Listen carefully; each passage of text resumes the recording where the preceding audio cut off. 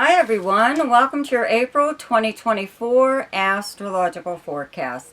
So the big news this month is the new moon total solar eclipse in Aries on the 8th. So I will be starting your forecasts off with that when you get to it, okay, each individual sign.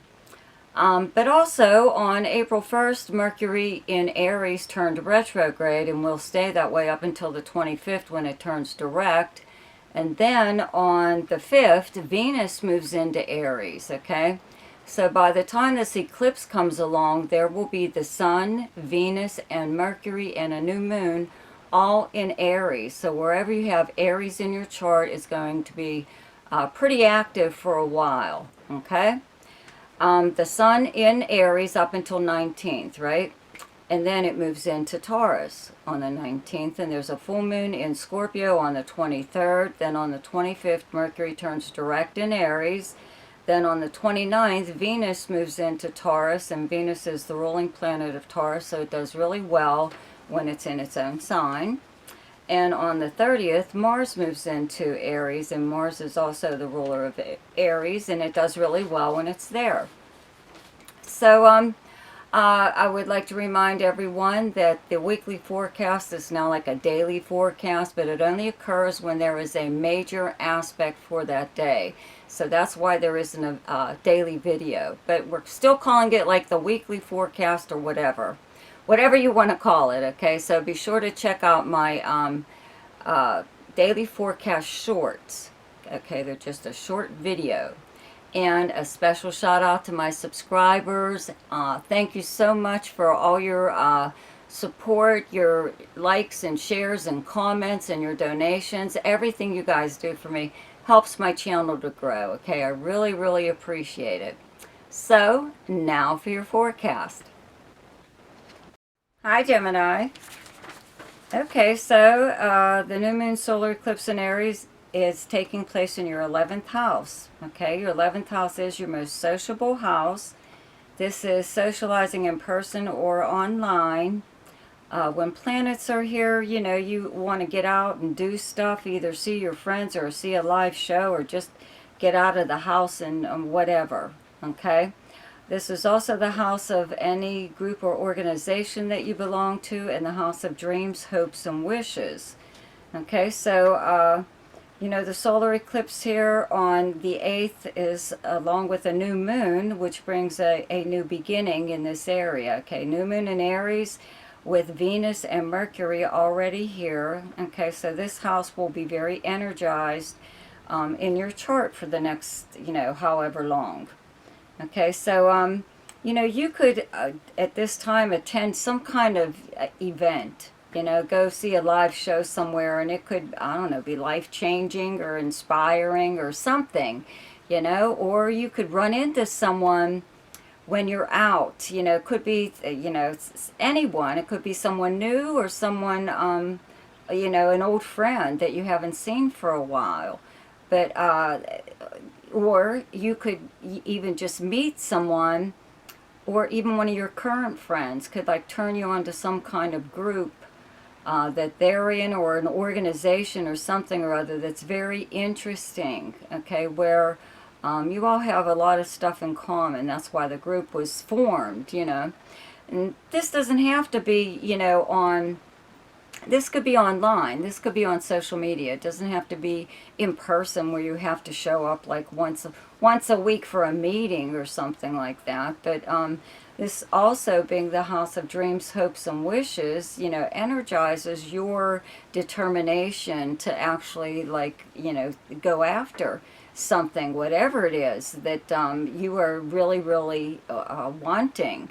You know, right now Mars is in Pisces in your 10th house of your career, okay, public and social status, okay. So you are possibly going after a position right now, a professional position, or even if you're retired or you don't work at all, you know, there could be some kind of personal status that you're after that's public. Okay, so this kind of carries over to when Mars moves into Aries on the 30th. It gives you that energy again is transferred to your goals. Okay, so whatever, this is something that is like really good. I think it's again though too, someone new could come into your life that really inspires you in some way, that really keeps you going. Maybe they're like a positive presence in your life, and it even that is a really good goal to have positive people in your life. Okay, so then the sun moves into Taurus, okay, in your 12th house. That's where you have the sign of Taurus. The sun moves here on the 19th.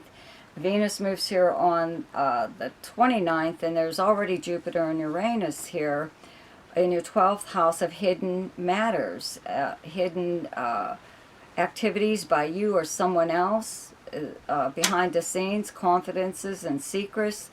This is the house of the subconscious mind, dreams, any kind of feeling of confinement. Okay, this is the house of prisons.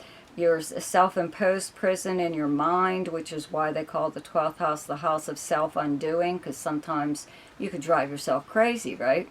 Or this is true confinement, where either you or someone else may be confined to like a nursing home or a hospital or their own home because they can't get out, more than likely due to illness or whatever. Or you may know someone who really is confined to a prison, okay?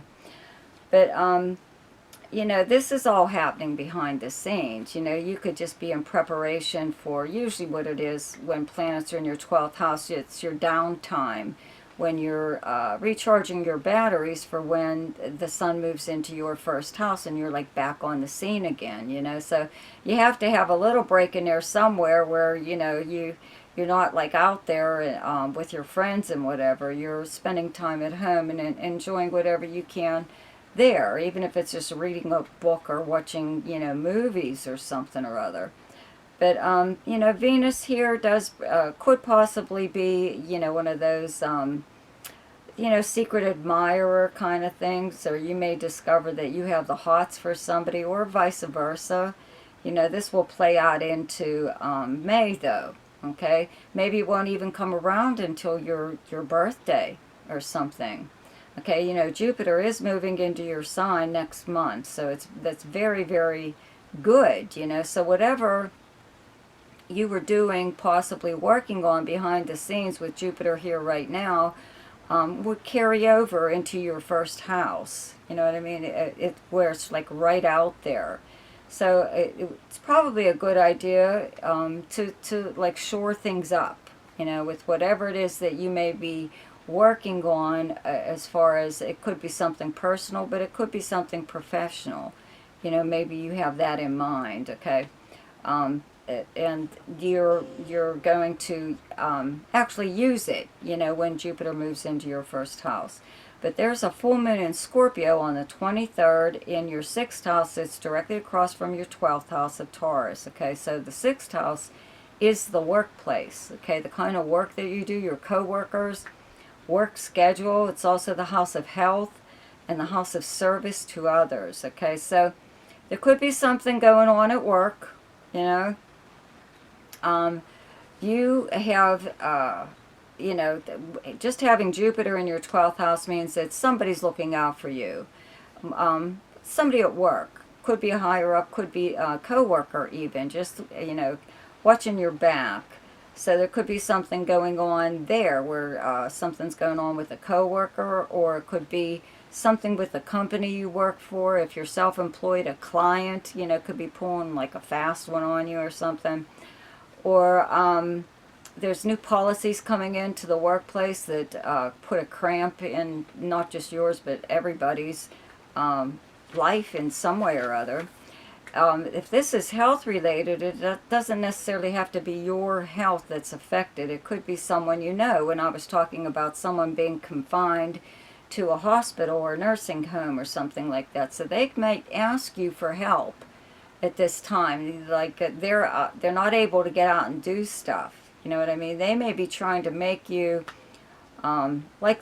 I want to say the executor of their will, or oversee their estate, or oversee their affairs. Okay, so somebody could be asking you to do something like that, you know.